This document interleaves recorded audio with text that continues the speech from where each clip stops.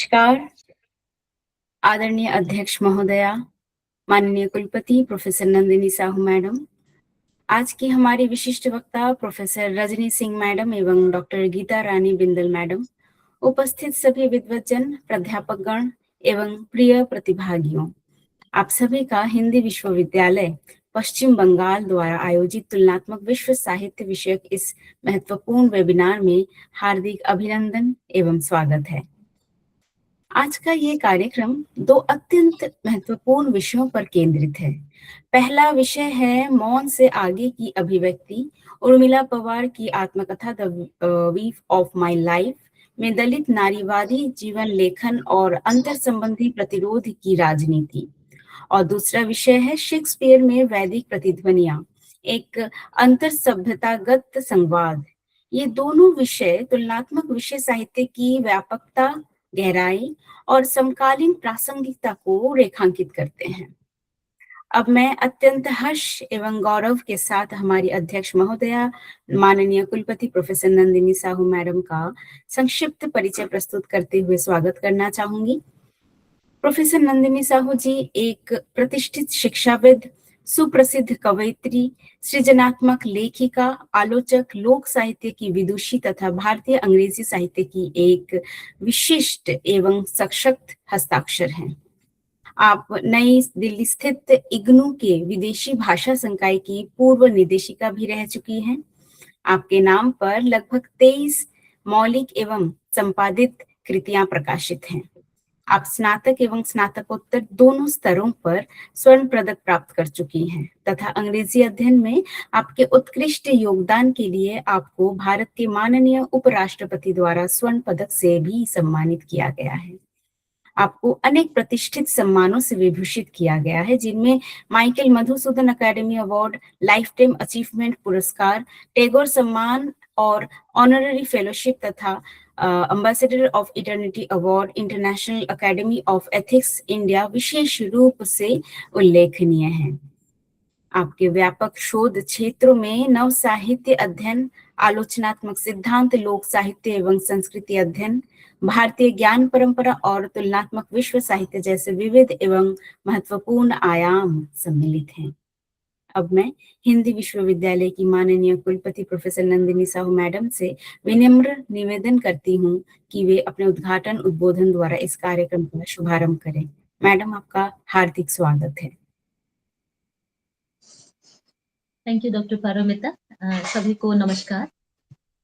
I congratulate Dr. Paromita for continuing with this important lecture series on comparative world literatures with her academic contribution as well as her patience and her integrity. And Aman Singh for taking care of the technical details of the webinar from our university. I welcome Professor Rajni Singh and Professor Geeta Rani Bindal to this important lecture series from Hindi University, West Bengal. The umbrella term is comparative world literatures, but the specific terms are mostly given by the experts depending on their areas of research or understanding or expertise. And today, Professor Rajni Singh and Professor Geeta Rani, they have given two very different kinds of topics, but both the topics are extremely relevant and academically important for our research scholars, students, and our faculty members. We are a new university. I would like to put a couple of things on record here for Professor Rajni Singh and Professor Geeta Rani. That we are a new university. We have 4 academic programs already on offer, and 9 more programs are in the pipeline. We are designing the syllabi of various subjects now. This lecture series that we are holding since more than a year now, after I joined this university, we have seen excellent scholars, people all over the world delivering lectures for us, sharing their research with us, the best brains of the world sharing their research with us. That way, we are extremely fortunate whenever we have invited any scholar of your repute, they have accepted our invitations, and we are so grateful to both of you for having accepted our invitation and sharing your research with us. Coming to Professor Rajni Singh, my association with Professor Singh has been pretty long. I think it has been more than 10 years or something. I noticed her work on social media a couple of times, then on some common mails, some group mails when I was using some email ID, Kavi Nandini at the rate redditmail.com. That was one very old email ID I was using, say some 15 years ago. Then after that, of course, I closed that email ID, so it was compromised. During that period, I used to receive some research publications from somebody called Dr. Rajni Singh. At that time, she was an associate professor, I think 15, 20 years ago. And that is when I noticed that she is doing good work. And then on various occasions, I have met her in some confidential meeting at New Delhi, where I have seen her completely, committed and dedicated to her work, maintaining extreme professionalism as well as extreme academic integrity. And I have an excellent rapport with her as a friend, as a colleague. I share a very beautiful rapport with Professor Rajni Singh, and she is a very popular person. Today, she will be speaking on Dalit feminist life writing in the Wave of My Life by Urmila Pawar. It's a very important topic. Very few speakers have already spoken on Dalit writing for us. I think hardly 3 to 4 speakers have spoken on Dalit writing. So, your lecture is going to be an important lecture in our archive, which we will be using as a part of our webinar, today's webinar, as well as our YouTube lecture series. And at the end of the day, we will be taking parts of your lecture and we will be using those as a part of our Swayam and Swayam Prabha courses in future. That is when we will also inform you one more time and you will take your inputs. So your lecture today, I do not have expertise in Dalit writing. I am a voracious reader of Dalit writing, but I do not have any much publications. In fact, I don't have any publications at all on Dalit writings. So from my reading today, what I request you to enlighten us with are a few points apart from the important PowerPoint that you have already prepared.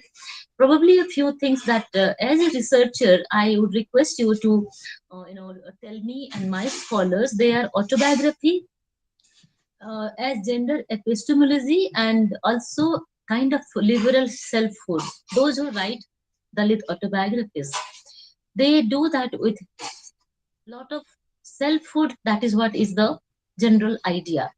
I would like you to break that kind of an idea of the scholars, because usually I hear this. Even yesterday somebody told me writing an autobiography is narcissism, when you love yourself too much and you think that you have a channel to abuse people or do something like that, you write an autobiography.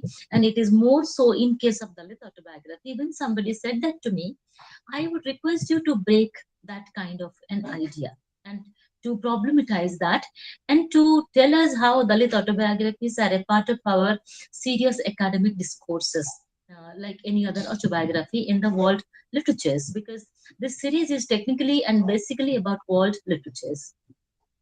And then I was reading something on how life writing functions as a counter archive against the sovereign feminist universalism. That intrigued me. If you can enlighten me a little bit more on that, I would be grateful. And then in Dalit autobiographies, how silence is theorized as a structural violence and narration as an epistemic rupture. The first point that I told you, this somehow connects with that. So maybe you can also tell me a little bit about that. And when it comes to Dalit autobiography, how pain is politicized into collective resistance and not effective spectacle. And then when it is Dalit autobiography, how text collapses theory, testimony, and praxis. So these are a few points that I have in my mind. These are my questions actually. Since you are the expert, I just put them here. In case you want, you can take up those issues. And I think after Professor Rajni Singh has spoken, Professor Geeta Rani will join. Has she joined already, Paramita?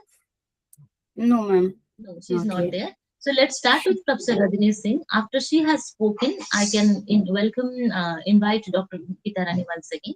So we can please proceed with Professor Rajni Singh. Thank you so much for accepting our invitation, madam. Welcome to Hindi University. हार्दिक आभार ma'am. आपकी इस अत्यंत सारगर्भित और दिशादर्शी उद्बोधन के लिए। आपके विचारों ने आज के वेबिनार की बौद्धिक भूमिका को अत्यंत सुंदर ढंग से स्थापित किया है। अब मैं आज की प्रथम विशिष्ट वक्ता प्रोफेसर रजनी सिंह मैडम का स्वागत करना चाहूंगी, जो कि भारतीय प्रौद्योगिकी संस्थान Indian school of mines Dhanbad के मानविकी एवं सामाजिक विज्ञान विभाग में प्रोफेसर हैं तथा कॉरपोरेट कम्युनिकेशंस की डीन भी हैं। आपका प्रमुख कार्य क्षेत्र 20वीं शताब्दी का अंग्रेजी साहित्य, टीएस एलियट अध्ययन और जेंडर स्टडीज रहा है। आपने लगभग 28 शोधार्थियों को पीएचडी उपाधि तक मार्गदर्शन प्रदान किया है और अंतर्राष्ट्रीय स्तर की प्रतिष्ठित शोध पत्रिकाओं में आपके अनेक शोध पत्र प्रकाशित हुए हैं। पिछले 2 दशकों में या कह सकते हैं कि 2 दशकों से आप महिला, जेंडर और ट्रांसजेंडर समुदाय से जुड़े मुद्दों पर गंभीर अकादमिक एवं सामाजिक कार्य भी कर रही हैं। Women in stem, women in mining और खनन उद्योग में जेंडर मेनस्ट्रीमिंग जैसे विषयों पर आपका योगदान विशेष रूप से उल्लेखनीय है। बीटेक विद्यार्थियों के लिए इंट्रोडक्शन टू जेंडर स्टडीज पाठ्यक्रम के माध्यम से आप युवाओं को जेंडर संवेदनशीलता के प्रति जागरूक कर रही हैं। हम आपका हार्दिक स्वागत करते हैं। अब मैं प्रोफेसर रजनी मैडम से निवेदन करती हूँ कि वे अपने व्याख्यान द्वारा हमें सम्मिलित करें। मैडम, आपका स्वागत है। आप सबका बहुत बहुत धन्यवाद. Thank you so much for giving me this opportunity to present my perspectives on Dalit feminist, epistemologies, and I really owe this to Professor Nandini for bringing me to this platform, the platform which is focused majorly towards world comparative world literatures. So when we look at comparative world literatures, of course, Dalit writings still remains on the margins.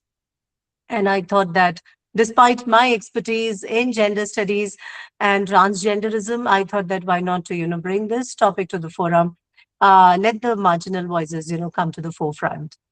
The questions that Professor Nandini has pointed out, the ideas that she has brought to the fore, I'll try to do justice to those. I'll try to, touch upon those ideas in whatever time that I'm given to deal with. Speaking beyond silence, so silence and speech. If you look at this, so there's a dichotomy between the two. So Dalit feminist life writings, I would have said life writings, but because I was focusing only on Urmila Pawar, of course, Bama and others have been left out in this. So therefore, my focus remains particularly on Urmila Pawar's The Weave of My Life and the politics of intersectional resistance in her life writings. Now, what are the key aspects that I'm going to touch upon? I'm going to talk about speaking beyond silence.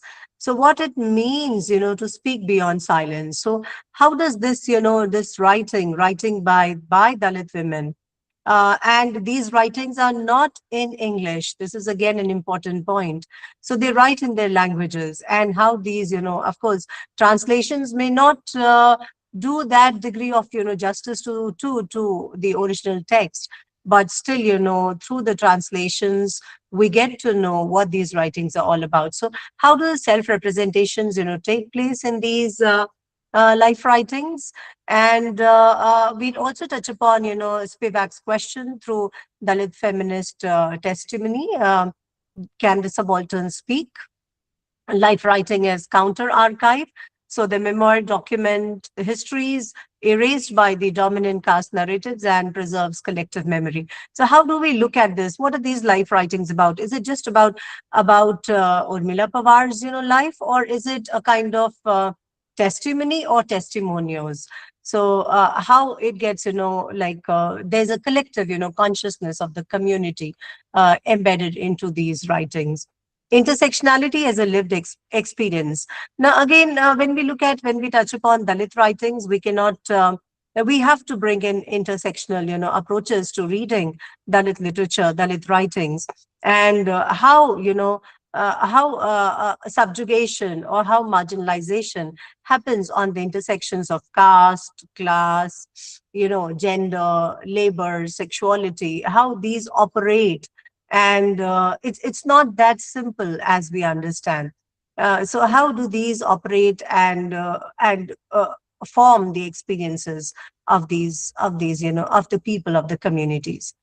Weaving as feminist epistemology. So Aiden actually, this is a generic. So originally, as I said, that this text was written in Marathi, and this is a generic term used for all things woven from bamboo. Now, weaving, if you look at weaving, weaving is already, like how women, weave their ideas, and how this, a metaphor which is, closely, attached to women's writing particularly, and to the Black women's writing, and also to the Dalit women's writing. So the weaving of the bamboo basket, or the weaving of the ideas or the experiences that they have undergone. Aiden is basically a generic term used for the things woven from bamboo. And the translation of this, the translated text, title is The Weave of My Life. So it's the weave of her life, a Dalit woman's memoir, which deals with the lives of the Dalit Mahar women. So again, when we look at, Dalit as an umbrella expression, as an umbrella term, but within that, there are, subcastes. Okay, so how she is focusing on the experiences of the Mahar women, not just, Dalit in general, but of the experiences of the Mahar women in particular, who face intersectional discrimination as Dalit, as women, and as poor women. Now, everyday resistance. So, weaving as the feminist epistemology, so symbolizes labor, memory, textual production, and collective resistance. And what is this everyday resistance? This is related to struggle for education, struggling to establish oneself. Then there's this Buddhist conversion. Then collective organizing become practices of political agency, and the Dalit feminist knowledge production. Now, this is a very crucial point. Why should we, when we talk about transnational feminisms, and why should we look at the global north, amidst the global north and the global south, discourses, why it is important to focus, on the global south? And if we go back to Chandra Talpade Mohanty's, idea of the feminist solidarities, so how these feminist solidarities are being shaped in different parts, in different ways, through different writings, how these solidarities are shaped, and how these, writings carry, a complete knowledge, okay, in themselves.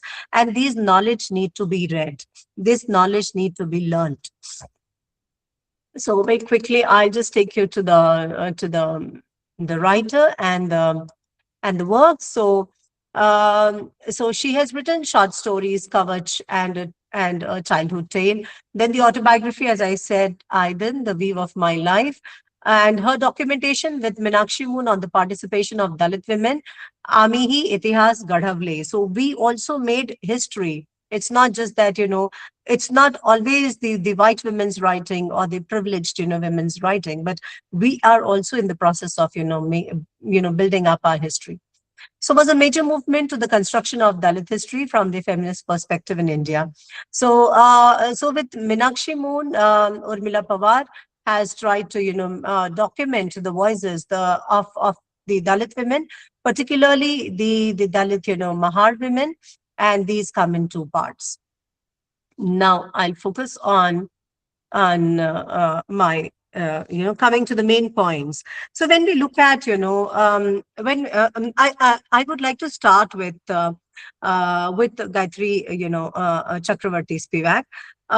In her 2004 talk, which she gave at the University of California Television, the keynote address entitled "The Trajectory of the Subaltern in My Work." And she stated, no one can say I am a subaltern in whatever language. Yet she also pointed to the changing status of the subaltern, which she calls as the new subaltern. who need to be located and heard. So this is a new subaltern. Perhaps this is how I'm trying to link it. She emphasized on the need to know the indigenous knowledge production. So when we look at the indigenous knowledge production, it's very essential. See, these knowledges are being produced, but we as literary historians, we as literary, critics, as researchers, as knowledge producers, we need to, also do the mapping of such, writings of these knowledge productions. So the knowledge produced by subalterns and how to convert that knowledge into a data, thereby transforming subalternity into a property, because this is an intellectual production. Also, she hinted at her own trajectory, a project which she has been involved since 1986 to promote education and training among the Dalit people, Adivasis located at the borders of West Bengal, Bihar, and Jharkhand. While working with these marginal groups, Gayatri explored varied levels of subalternity, which are very permeable and therefore exposed to the dangers of misrepresentation and exploitation in the hands of the global market forces. And therefore, she emphasized or she advocated for a pedagogy, a pedagogic philosophy, which is to learn from the subaltern, to learn from below. Now, the question posed by Gayatri Spivak, can the subaltern speak, continues to shape discussions on representation, agency, and knowledge in post-colonial studies. Rather than treating the subaltern merely as a subject deprived of voice, contemporary Dalit feminist life writing compel us to think the politics of speaking itself. So what is it like, writing about? So Helen Sigzu's, a creature feminine, writing the selves. Why it is important? Urmila Pawar's The Weave of My Life demonstrates that the issue is no longer whether the subaltern can speak, but how subaltern women transformed lived experience into political testimony and feminist knowledge. So I argue that Pawar's memoir is not simply an autobiographical account of oppression, but a Dalit feminist counter archive that exposes the interlocking structures of caste, gender, and class, with simultaneously producing an alternative epistemology grounded in lived experiences. By weaving together personal memory, collective history, and political consciousness, Pawar shifts Dalit women's narratives from the margins of representation to the center of feminist theorization. Rather than reading the memoir solely as an autobiographical narrative, I examine it through the intersecting frameworks of subaltern studies, intersectionality, feminist standpoint theory, and Dalit feminist epistemology. I argue that the memoirs perform three interconnected political functions. It documents structural violence, transforms experience into collective knowledge, and thirdly, reimagines life writing as a form of resistance. Now, Pawar's memoir answers the ethical challenge, the ethical challenge of whether we can learn to learn from below. Now, rather than waiting to be represented, she claims narrative authority by writing from her own location. So she writes from her own location as a Dalit Mahar woman. So she takes the position of who she is, and from that position, from that positionality, she writes. The memoir demonstrates that testimony itself becomes a political act. Speaking is no longer merely an expression of identity, but a challenge to the Brahminical and the patriarchal knowledge systems that have historically erased Dalit women's experiences. The shift is therefore from representation to self-representation, from silence to testimony, and from objecthood to political subjectivity. The most significant contribution of The Weave of My Life lies in its transformation of the autobiography into a collective archive. As Susan Stanford Friedman argues, women's autobiographies often construct relational rather than individual identities. Pawar similarly refuses the liberal notion of an autonomous self. So that's what, Nandini was talking about, just the I.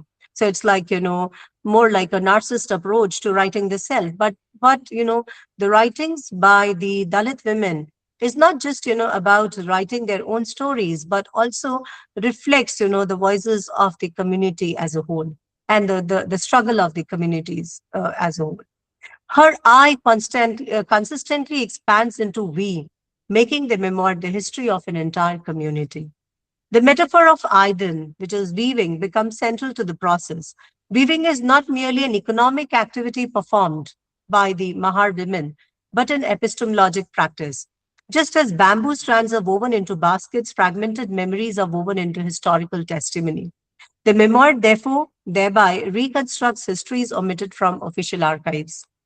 Now, if you look at, why Pawar, named her work as Aiden, because she had seen her mother, you know, into this, daily chores, and at the same time, weaving baskets. So it was very common for the women of that community to weave Ratnagiri. So the entire story is, I mean, revolves around, the snippets within the memoir, revolves around Ratnagiri and the hardships, Ratnagiri in Maharashtra, and the hardships that women face. So after getting free from the household activities, women would weave baskets in the afternoon and in the evening, or even in the late nights, and then they would carry these baskets, once in a month, and walk down miles and miles, to the market to sell those,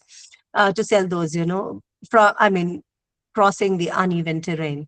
So, so bamboo strands are woven into baskets, fragmented memories. So this is how she chose the title. And so weaving for her was actually, for a mother, was actually a task.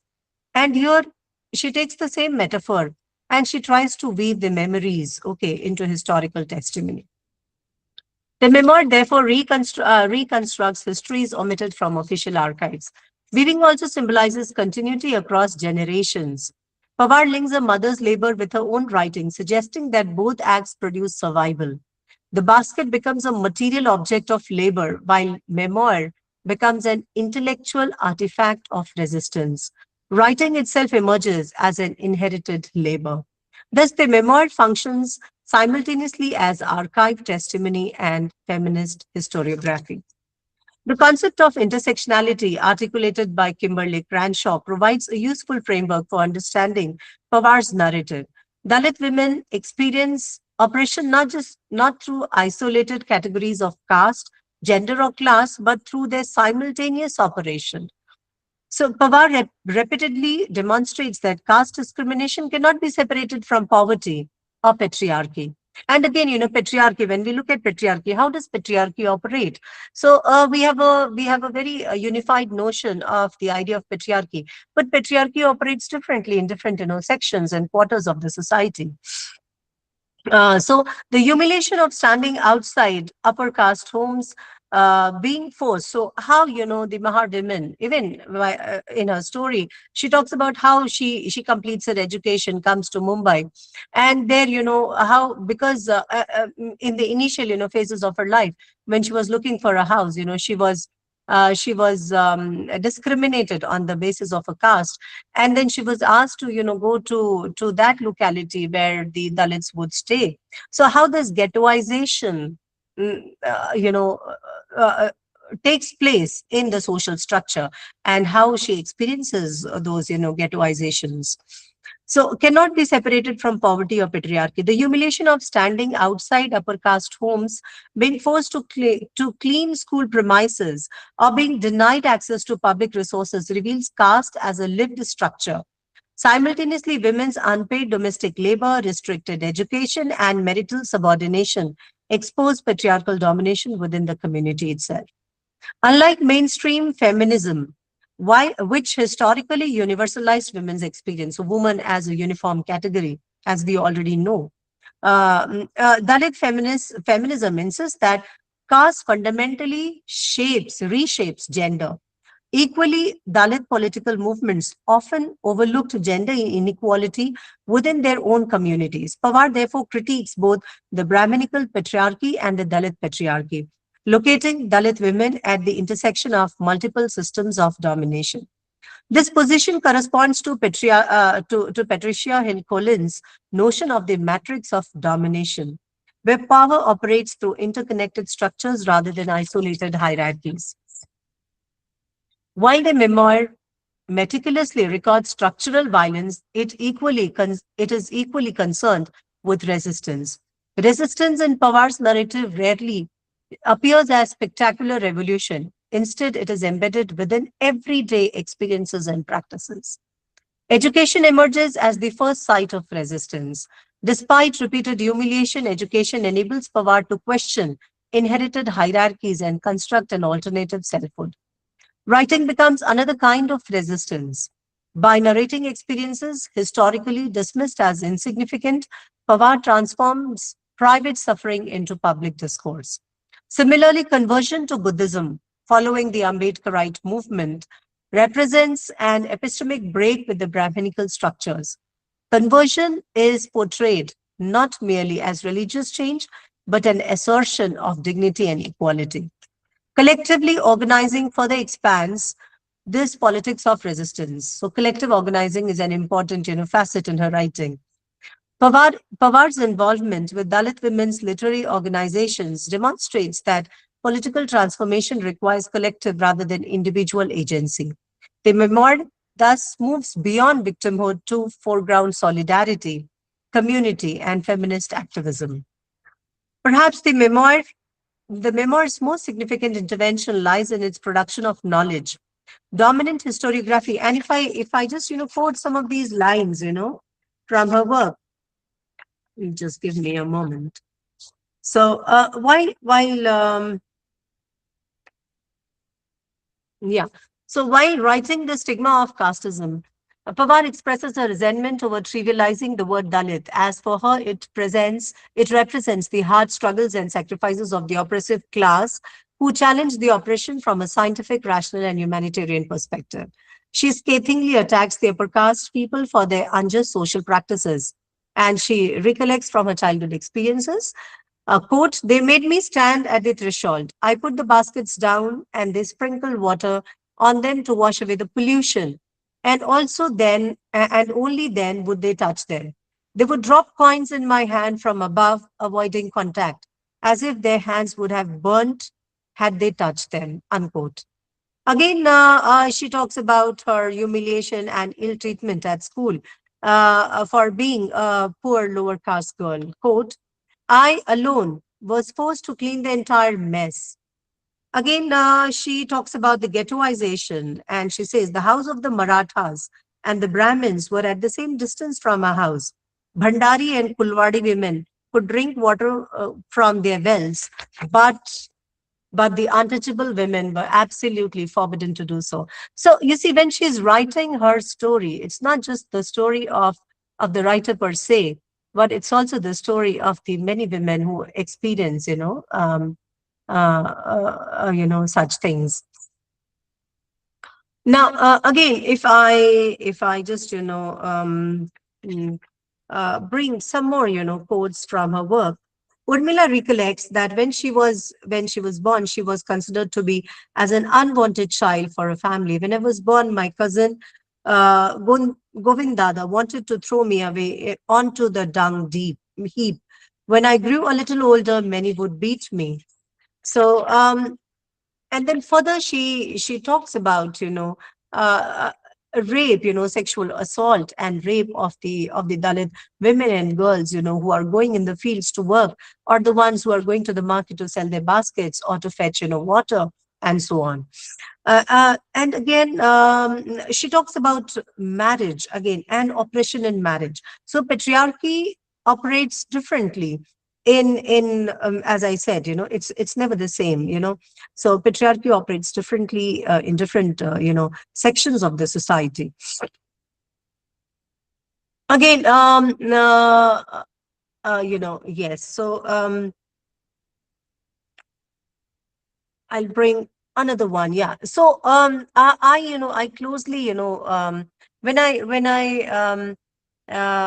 closely, look through the works of Urmila Pawar or the Dalit women as a whole, I'm also reminded of another, significant writer, Shashi Deshpande, That Long Silence. So it's not just, though it's a fictional account, but how these stories of the many women also, comes into is intricately woven into the text. So it's not just one voice; it's a polyphonic voice. Despite being polyphonic voices, each have each voice has its own stand. So likewise here, so when she talks about her husband and she talks about her cousin who was beaten up. So how domestic violence operates in the community. and she makes a mention of it. I always remembered my cousin Shushila at such times. She was married to a man in Partavana. He was a drunkard, and Sushila's mother-in-law was a tyrant. Both beat her up mercilessly at the slightest pretext. They would drive her out of the house with the young children, even on stormy nights. And again, she talks about, she talks about even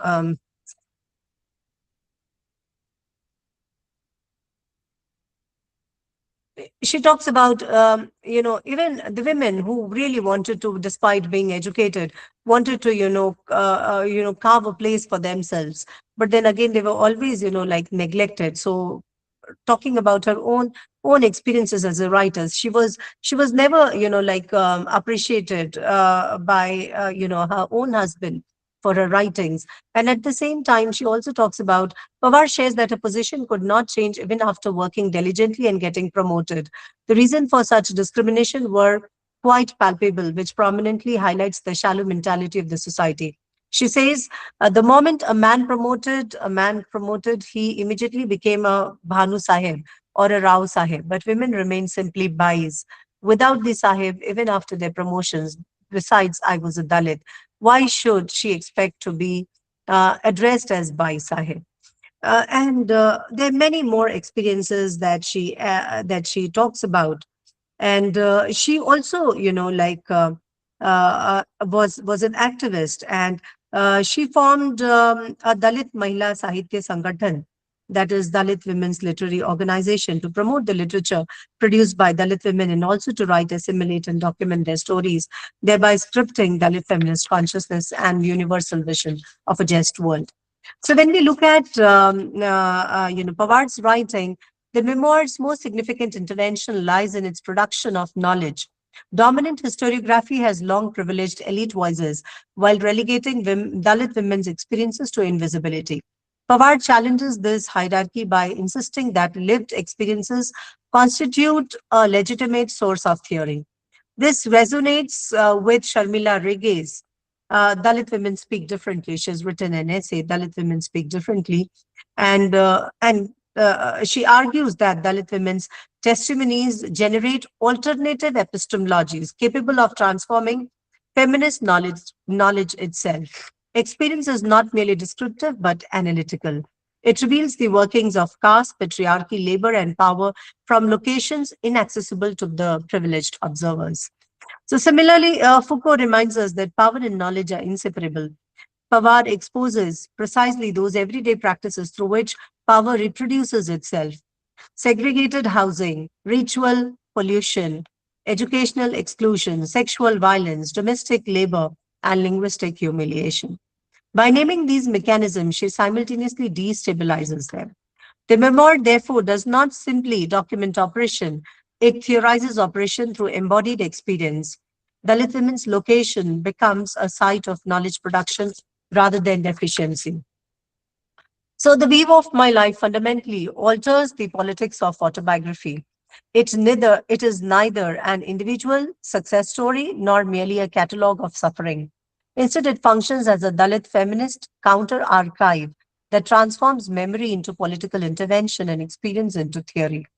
By weaving together caste, gender, labor, and memory, Pawar demonstrates that speaking beyond silence is not simply an act of narration, but an act of epistemic resistance. So that long silence of Shashi Deshpande, breaking how the silence is broken by the many voices, by the many stories within the text.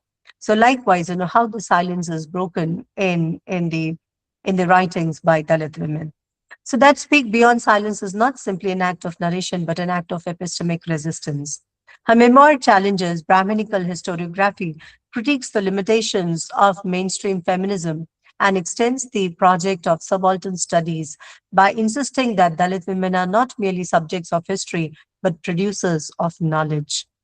Ultimately, Pawar's life writing invites readers not simply to empathize with Dalit women's suffering, but to rethink the very foundations of feminist theory. Her narrative insists that intersectionality is not merely an analytical framework, but a lived reality, and that autobiographical testimony is capable of generating new modes of political imagination. In this sense, the weave of my life speaks beyond silence, not because it finally gives voice to the subaltern, but because it redefines what counts as knowledge, whose experience matters, and how resistance, feminist resistance, must be theorized into contemporary South Asia. And these experiences are, central to any analysis or understanding of Dalit women's lives. By writing down or by reading, these experiences, the experiences of such women, we also, come across, how they have been trying to, carve a place for themselves. So Pawar achieves a standpoint which is crucial to the emancipatory project. So if you look at this, the life writings, by the Dalit women, these are, like emancipatory, projects or practices, and through their certain, positionalities, they write their experiences. Her subjectivity is replete with collective subjectivity. The Dalit women's subjectivity, which aims at developing and promoting a collective identity and a collective position from which to challenge dominant standpoints and to define a new social order. So these polyphonic voices are celebrated and reified as the authentic voice of Dalit womanhood. Thank you so much.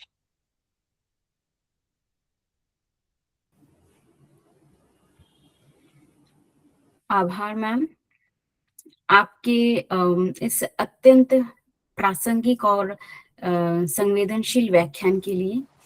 आपने उर्मिला पवार के आयदान में दलित साहित्य के जिन महत्वपूर्ण पक्षों को हमारे सामने रखा है, वे निश्चित रूप से सभी प्रतिभागियों के लिए अत्यंत ही उपयोगी है। अब मैं आदरणीय प्रोफेसर नंदिनी साहू मैडम से विशेष टिप्पणी हेतु विनम्र निवेदन करना चाहूंगी। मैडम, आपका स्वागत है।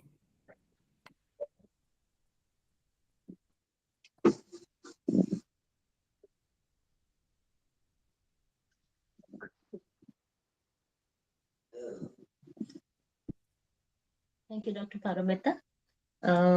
I must congratulate Professor Rajni Singh for this very comprehensive lecture on Dalit studies, especially on Dalit feminist writings.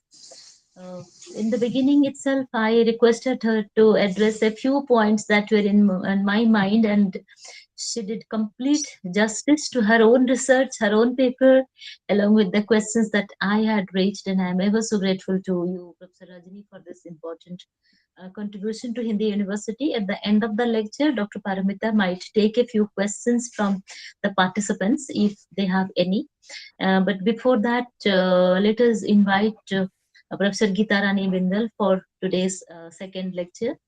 Professor Geeta Rani Bindal is one of the most eminent scholars and teachers in the University of Delhi.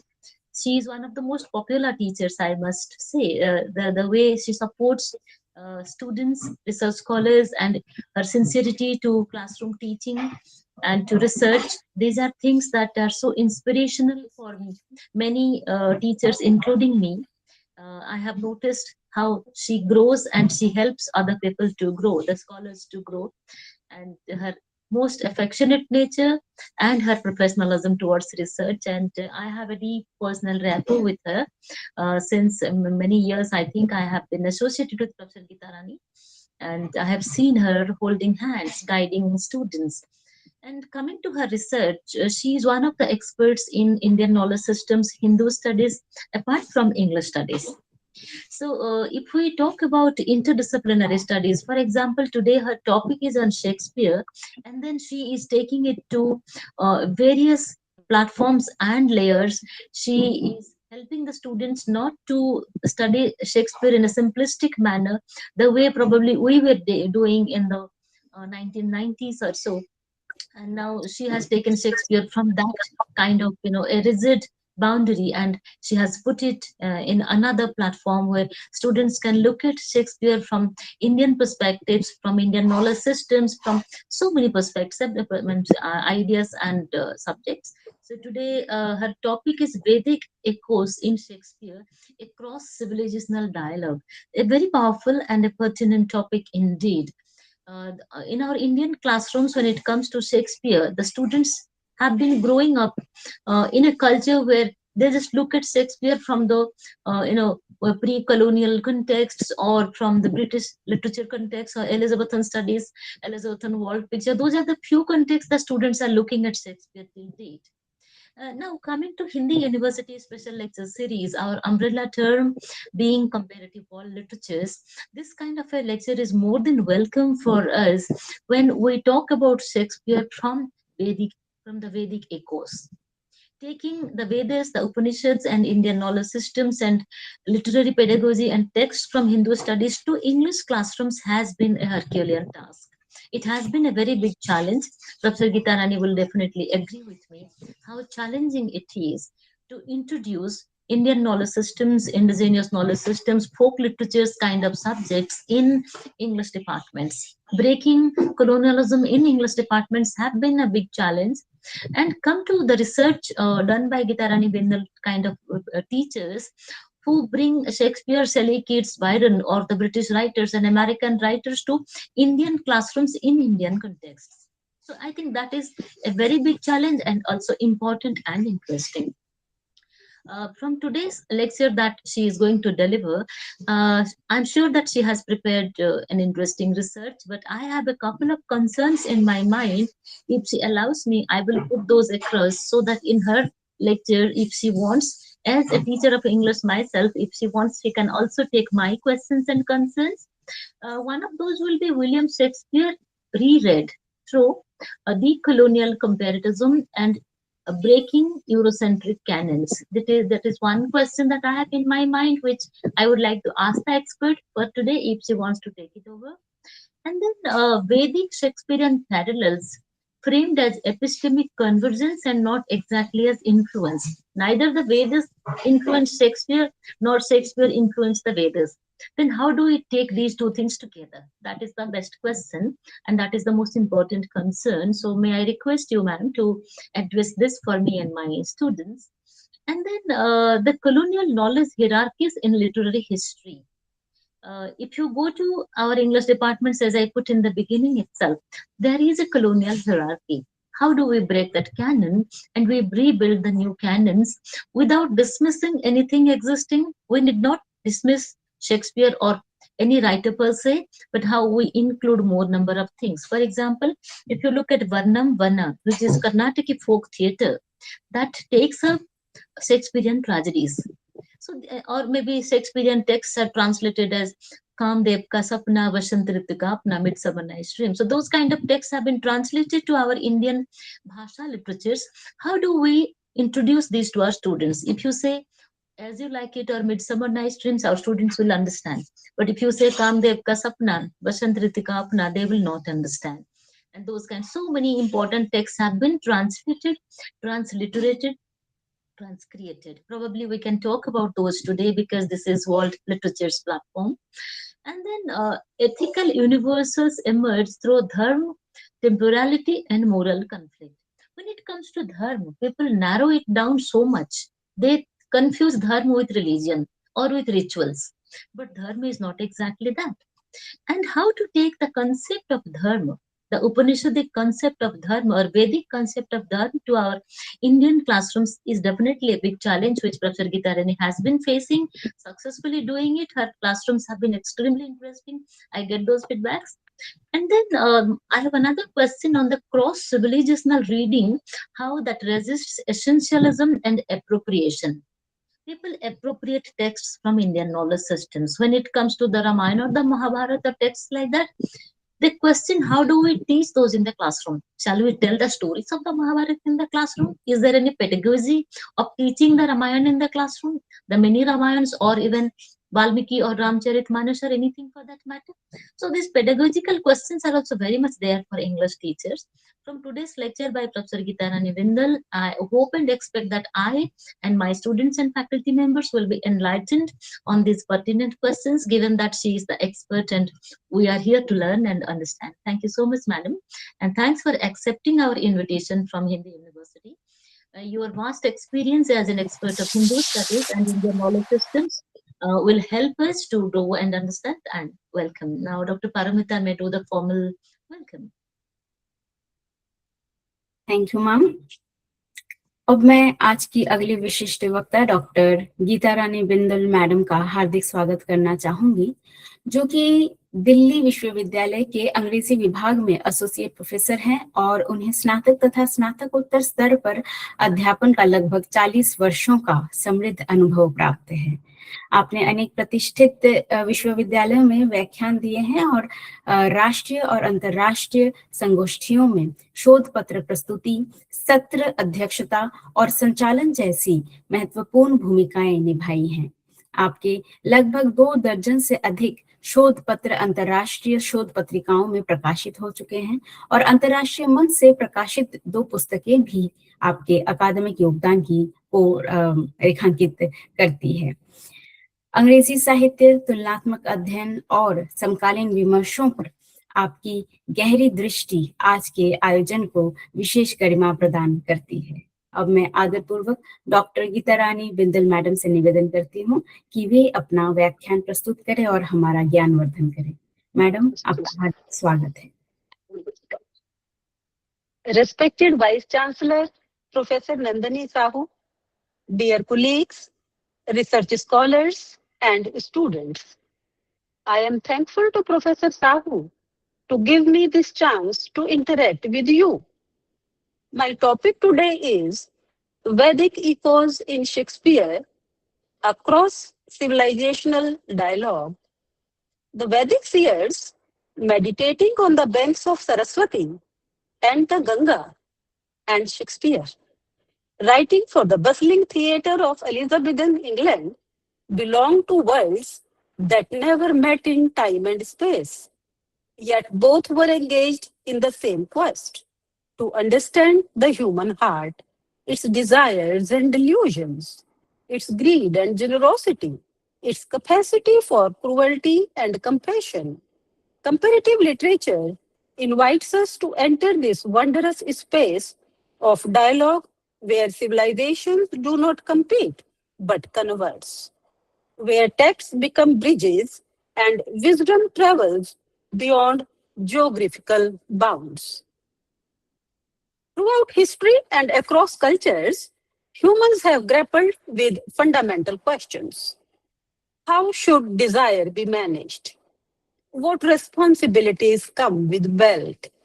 What limits should power recognize? Different civilizations have answered these questions differently, yet they often highlight similar hazards: excess, greed, domination, and ignoring one's place within a larger order. One elegant response is found in the Vrihad Aranyak Upanishad, where ethical guidance is delivered not through complex laws or philosophy, but through a simple sound. Prajapati, the creator, finishes instructing 3 groups: gods, humans, and demons, each seeking guidance on how to live. To all, he gives the same answer, a single syllable: Da. The gods interpret Dam, meaning self control. Humans see Dan, meaning generosity, and demons understand Daya, meaning compassion. Although brief, this story holds profound philosophical meaning. One sound can encompass 3 moral worlds.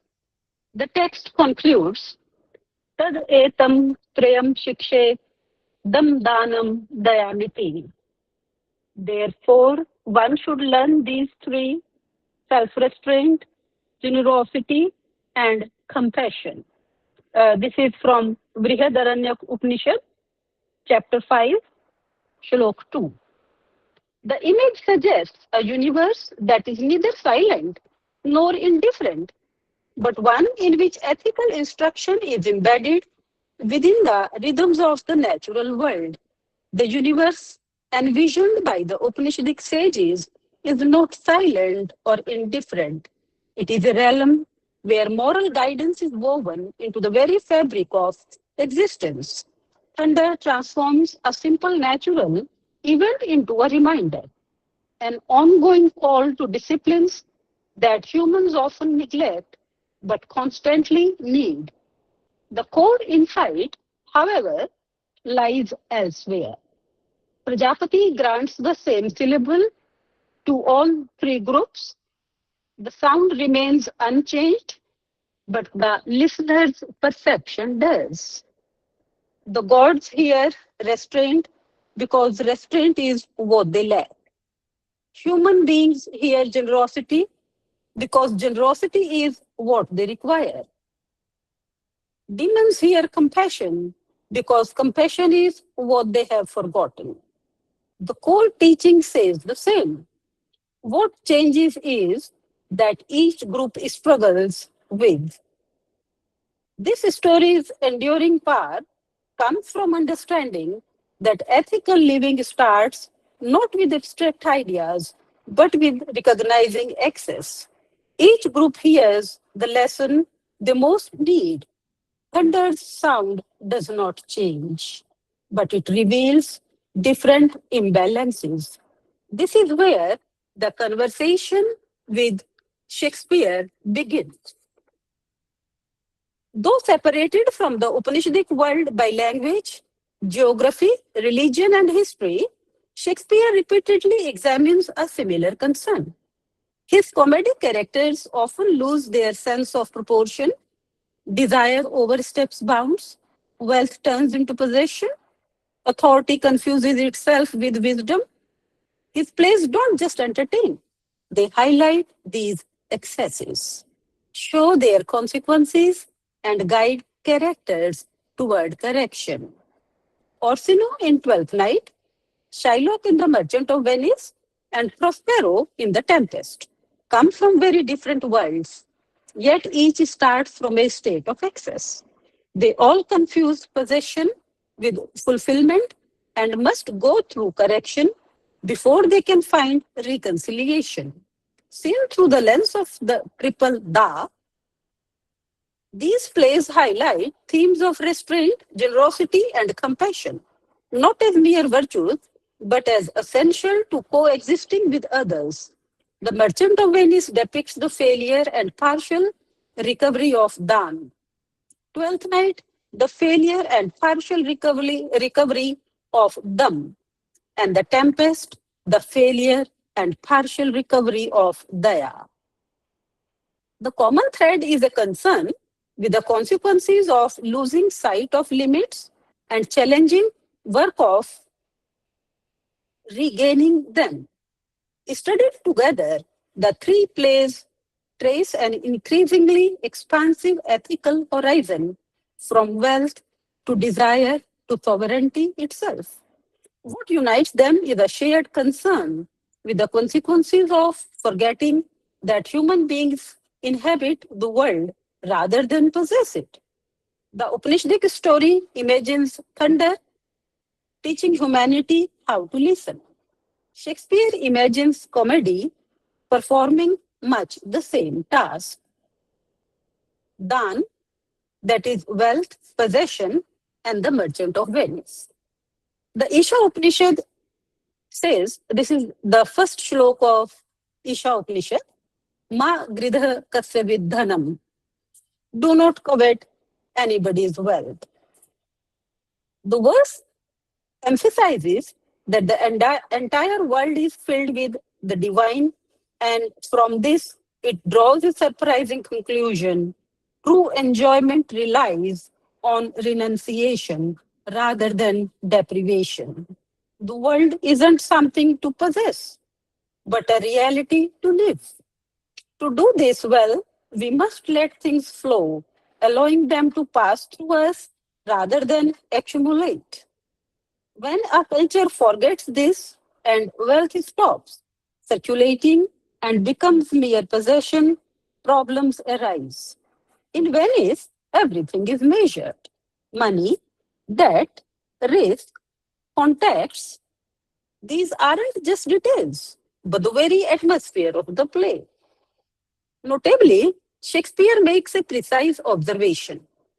Antonio Antonio's capital moves across ocean, facing storms, risking shipwreck, depending on uncertain futures, while Shylock's capital remains static, growing through waiting without real risk.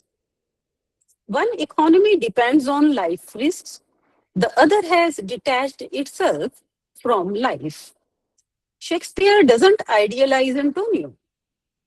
Antonio is careless towards Bassanio's feelings and reckless with borrowed money. But the real contrast is in their relation to wealth. Antonio's melancholy, I quote, "In sooth, I know not why I am so sad," unquote.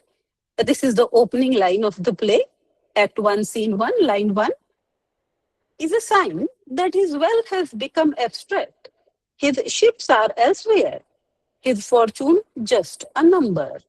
He is fully absorbed into Venice system, losing sight of what he truly values. Conversely, Shylock, marginalized by Venice laws and its contempt, is reduced to a single dimension, the moneylender. His humanity is already discounted by the city. The play reveals how systemic forces shape individuals. Shylock's ownership of everything he has isn't just greed, but a necessity, as nothing else is protected, but what is secured by contract is safe.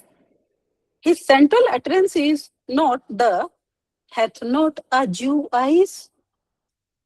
Moving as that is, it is four words. It is mine, and I will have it. That phrase, possession as absolute right, runs through the entire play. It governs his relationship to the bond to Jessica, to the ducats she takes when she flees. The most revealing moment is when he learns of both losses simultaneously. I quote, "My daughter, oh, my ducats." Shakespeare gives them the same breath, the same exclamation. Jessica and the money are grieved for in identical syntax. A daughter and 3,000 ducats collapsed into the same register of possession. This is not simply greed. It is what happens to love when everything, including persons, has been converted into property. The pound of flesh scene finalizes the logic. The contract feels more real than the life it governs. Shylock is presented with several times the original amount, but declines, emphasizing that the bond now holds more significance than its financial resolution. He moves beyond mere economies into a realm where legal right becomes an absolute demand, devoid of any human element. The collateralization is complete. Human life has become convertible into value. The pound of flesh which I demand of him is dearly bought.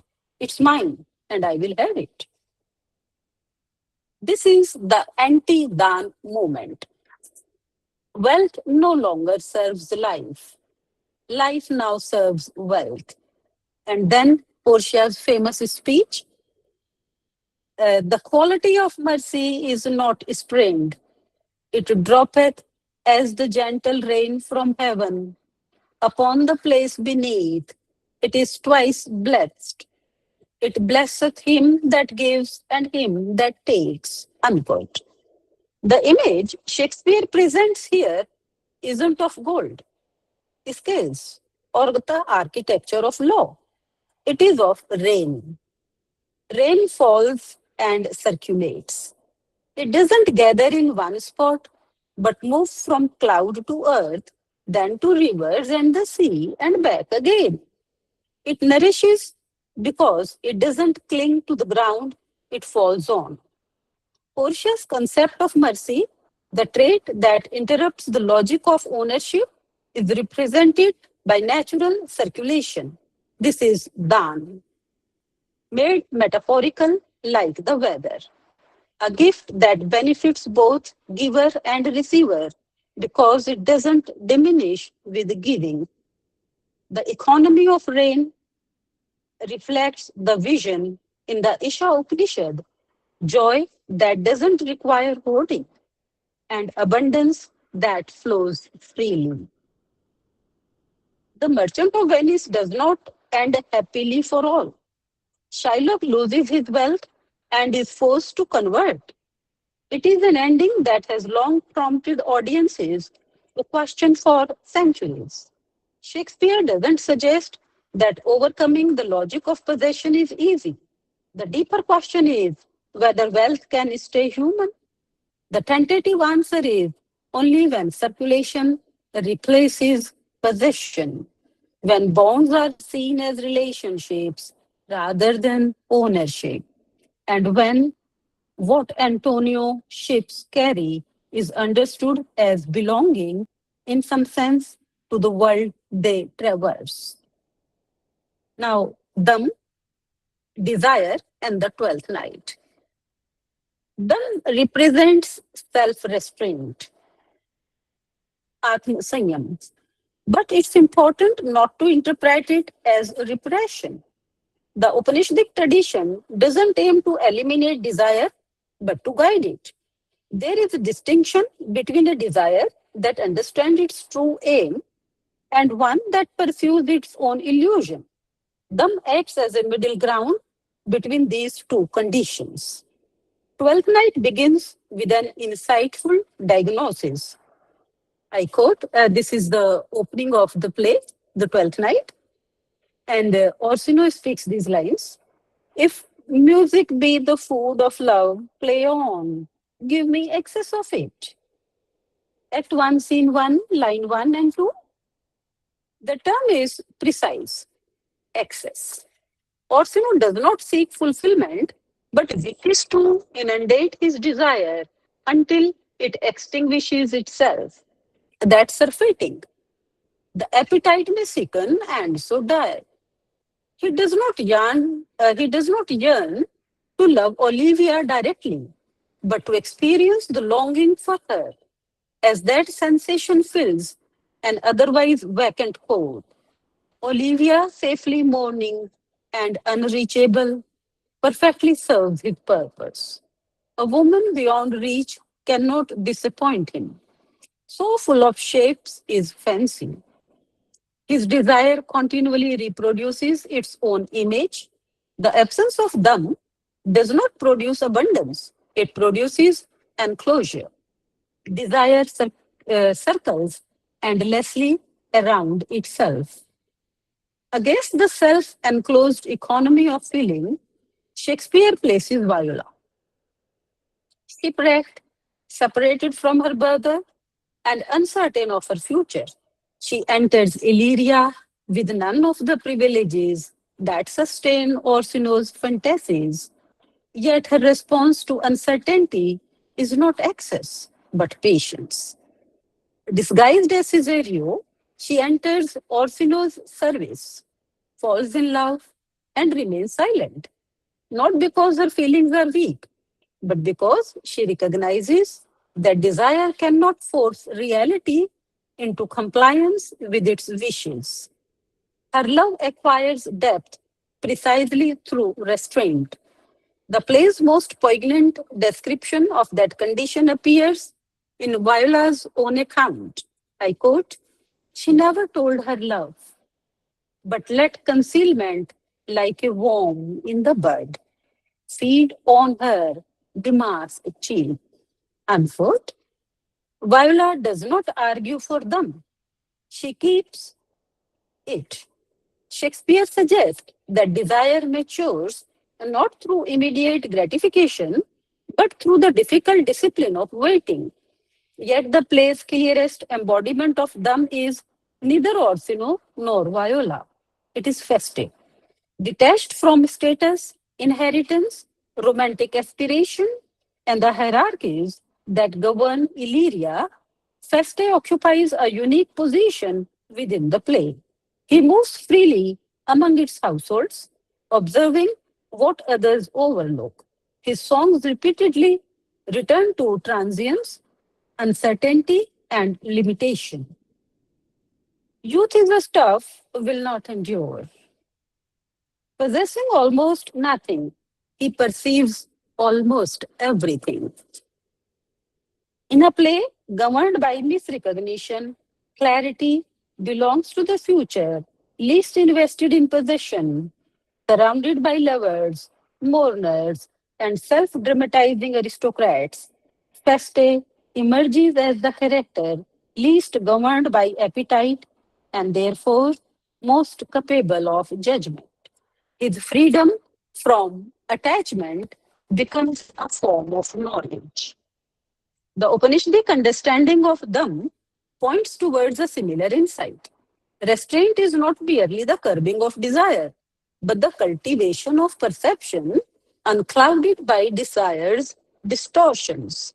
Without them, 12th night suggests desire collapses into obsession. With it, desire becomes capable of relation. Now, the third part, Daya, power, forgiveness, and the tempest. Before turning to Prospero, it is worth pausing over the first claim of ownership that the play presents. I quote, "This island is mine, by Sycorax my mother, which thou takest from me," unquote. The claim belongs to Caliban, and it arrives before Prospero's authority has fully established itself. It therefore poses a question that the play never entirely resolves. Whose account of the island commands legitimacy? The question echoes concerns that have already surfaced in The Merchant of Venice and Twelfth Night. Yet the scale has changed. The object of possession is no longer wealth, nor even another person. It is land itself, sovereignty, the ground beneath one's feet. In this sense, The Tempest extends the trajectory traced by the earlier plays.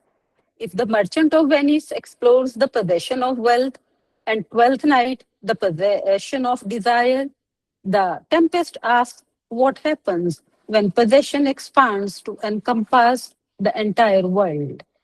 Prospero governs the island, commands the weather, directs the movements of those around him, and manipulates events through the path acquired from his books. The tempest that opens the play, the shipwreck, the confusion, the fear is not an accident of nature, but an expression of his will. He is no passive victim of circumstances. He is the architect of the drama unfolding before us. Yet Caliban claim remains. It persists throughout the play as a reminder that Prospero's narrative of authority is not the only narrative available. Prospero speaks of civilization, education, and rightful rule. Caliban speaks of dispossession. Neither account entirely culminates the other. Shakespeare leaves the tension unresolved, allowing the question of legitimacy to linger beneath the comic movement towards reconciliation. I quote, "Thou hast thou, which art but air, a touch, a feeling of their afflictions?" The reversal is striking. A non-human being teaches a human being how to recognize suffering. Ariel does not offer a moral argument. He simply asks Prospero to see what is before him. Compassion enters the play not as an abstract principle, but as an act of recognition. Prospero's response marks the decisive transformation of the drama. I quote, "The rarer action is in virtue than in vengeance." With these lines, the logic of mastery begins to loosen its hold. The pursuit of vengeance, which has sustained Prospero for 12 years, yields to something more difficult. The willingness to relinquish the claims of power over others, what follows it is not defeat, but renunciation. I quote, I break my staff, bury it certain fathoms in the earth, and deeper than did ever plummet sound, I'll drown my book. The image is remarkable. Throughout the play, knowledge has accumulated its authority into control, and control into a form of sovereignty over both nature and human beings. Now that movement reverse itself, the staff is broken. The book is surrendered to the sea. What has been gathered is deliberately released. From the perspective of the Upanishadic tradition, this moment bears comparison with Tyag, the voluntary relinquishment of what which one possesses. Prospero does not lose his power, he chooses to lay it down. The decision, the distinction is crucial. A man deprived of power remains bound to it through loss. A man who relinquishes it has stepped beyond its logic altogether. The epilogue completes this transformation. Standing before the audience, without magic or authority, Prospero abandons command and turns instead to appeal. I quote from epilogue, let your indulgences set me free, unquote. The figure who once controlled storms now depends upon the goodwill of others. Authority gives way to vulnerability. Mastery gives way to relation. It is here that Daya finds fullest expression. Compassion does not simply free Prospero's enemies, it frees Prospero himself. The one who releases others from the claims of possession is in the same gesture released from them. Taken together, these plays reveal that the crises of wealth, desire, and power are not separate problems at all. They arise from a common mistake, the belief that the world exists primarily as an object of possession. Shakespeare's comedies repeatedly expose the consequences of that belief. Wealth becomes extraction, desire becomes obsession, power becomes domination. In each case, resolution arrives only when possession gives way to relation, when mastery yields to reciprocity, and when the self recognizes limits beyond itself. It is here that Shakespeare and the Upanishadic tradition enter into their most illuminating dialogue. As Professor Nandini Sahu was asking how I have merged them together, it is here. Isha vasyam idam sarvam yat kichche jagatyam jagat ten tyakten bhunjithaha magridaha kasya vidhanam. All this is pervaded by the divine. Enjoy through renunciation. Do not covet the wealth of any other being. The Upanishadic sages did not advocate withdrawal from the world. What they possessed was a different way of possessing. Dam, Dan, and Daya are not merely personal virtues, but disciplines that teach human beings how to remain in relation with one another, with society, and with the world. Shakespeare's comedies arrive at strikingly similar insights. He embedded them within the structure of comedy itself, a genre founded upon the possibility that human beings can recognize error, recover proportion, and return to relation. Perhaps this is why the thunder in the old story never stops speaking. The lesson is never finally learned. Every generation must hear it again and again.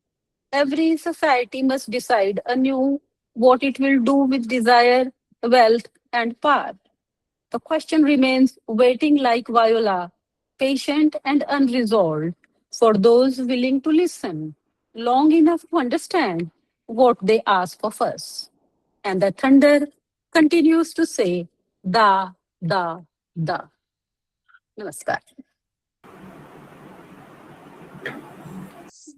हार्दिक आभार ma'am, आपके अत्यंत महत्वपूर्ण, गंभीर और ज्ञानवर्धक व्याख्यान के लिए। आपके विचारों ने आज के इस विषय को एक नई दृष्टि और व्यापक परिप्रेक्ष्य प्रदान किया है। मैं एक डिक्लेरेशन देना चाहूंगी कि आदरणीय प्रोफेसर नंदिनी मैडम को एक महत्वपूर्ण मीटिंग के लिए जाना पड़ा। यद्यपि ये जो पूरा विषय है रिकॉर्डिंग हो रहा है, इसीलिए यूट्यूब वीडियो में मैडम आपके पूरे वीडियो को देख पाएंगी। अंत में मैं प्रतिभागियों से निवेदन करती हूँ कि अगर कोई प्रश्न है आप लोगों के मन में तो कृपया आप लोग पूछ सकते हैं।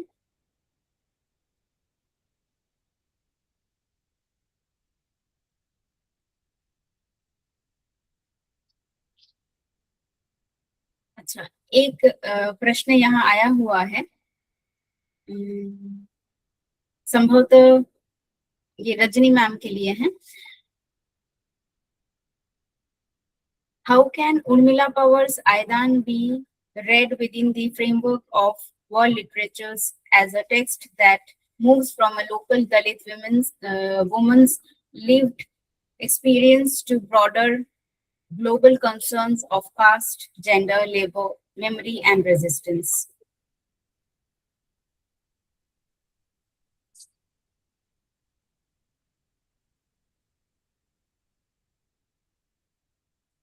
Hello, Rajni ma'am, can you hear me?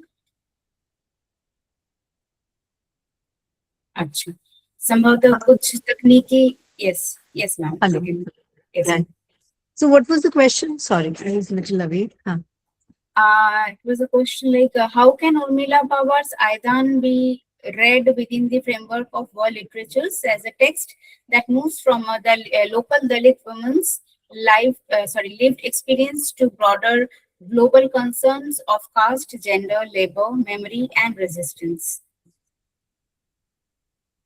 See, I would suggest, when we look at, I'll relate literary writings, and you see, this is not a hardcore, literary writing. Okay, it's not completely, imaginative, tales of the Dalit women. So these are the lived experiences. I'll try to relate it with the United Nations, SDGs, right? So when we look at eradication, or out of the 17, SDGs, of course, SDG 5, stands pivotal. And all of these in SDGs, somewhere or the other are interrelated to each other. So there's one SDG related to eradication of poverty, upliftment or empowerment of women, and so on. Right. So when we look at the well-being of all, okay, and when we look at, bringing everyone to a respectable, position, right? Such writings actually take us into the lives of those women who have experienced, who have experienced discrimination in many ways, okay? And these experiences may vary from one to the other. You see, so when we examine such writings, these are like, literary documents. So when we are analyzing these writings are very much there, in the public forum to talk about the lived experiences of these women. And through these, we get a cue of how these women have undergone.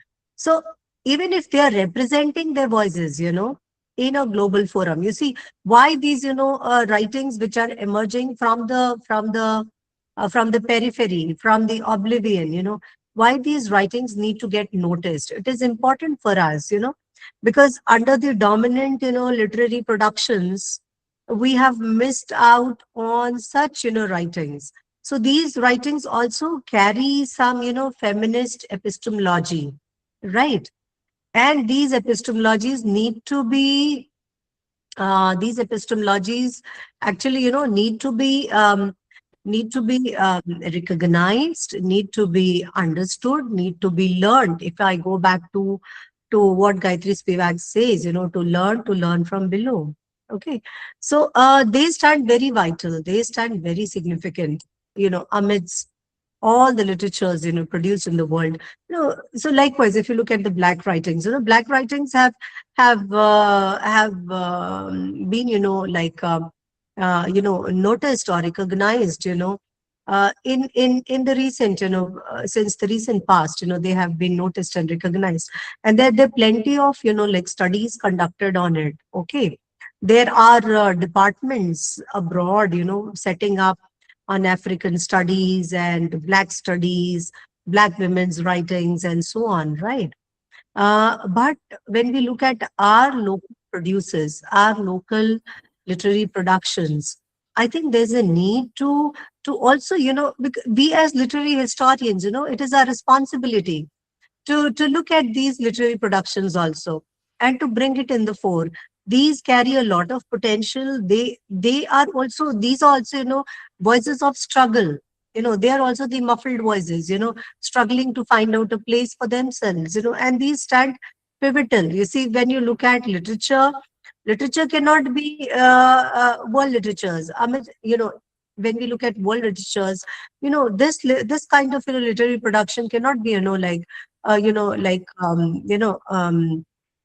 ignored.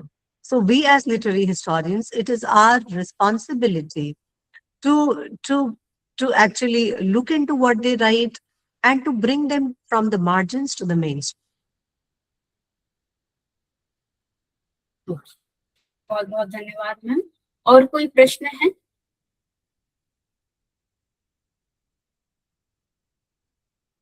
अगर कोई प्रश्न हो भी तो आप लोग कृपया Hindi university के मेल में आप लोग भेज सकते हैं, तो हम लोग स्पीकर्स को ये फॉरवर्ड कर सकते हैं। अंत में मैं हिंदी विश्वविद्यालय पश्चिम बंगाल की ओर से हमारी अध्यक्ष महोदया माननीय कुलपति प्रोफेसर नंदिनी साहू मैडम के प्रति हार्दिक आभार व्यक्त करती हूँ, जिनके संरक्षण और मार्गदर्शक में ये वेबिनार सफलतापूर्वक संपन्न हो सका है। मैं आज की दोनों विशिष्ट वक्ताओं प्रोफेसर रजनी सिंह मैडम एवं डॉक्टर गीता रानी बिंदल मैडम के प्रति भी अपनी गहरी कृतज्ञता प्रकट करती हूँ, जिन्होंने अपने व्यस्त समय में से समय निकालकर हमें अपने मूल्यवान विचारों से समृद्ध किया है। साथ ही मैं सभी विद्वज्जनों, प्राध्यापकगण, विद्यार्थियों, प्रिय प्रतिभागियों तथा तकनीकी सहयोगियों का भी हार्दिक धन्यवाद करती हूँ, जिनकी उपस्थिति और सक्रिय सहभागिता ने इस आयोजन को सार्थक बनाया है। इस कार्यक्रम के सफल आयोजन के लिए हिंदी विश्वविद्यालय पश्चिम बंगाल तथा तकनीकी सहयोग के लिए काजरी दास रॉय एवं अमन सिंह का हार्दिक धन्यवाद। आप सभी को बहुत बहुत धन्यवाद। नमस्कार।